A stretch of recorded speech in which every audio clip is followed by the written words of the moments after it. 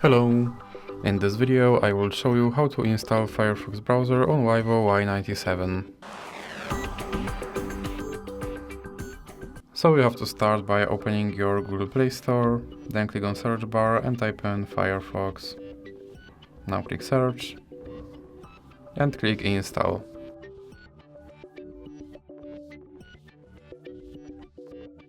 Now you have to click open.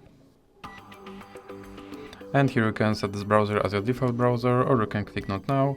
And here you can add Firefox widget, or you can click not now. Now you can sign in into your Firefox account, or you can click not now. And here you can select your theme, or you can just click save and continue. And now you can select your toolbar placement, or you can click save and continue again.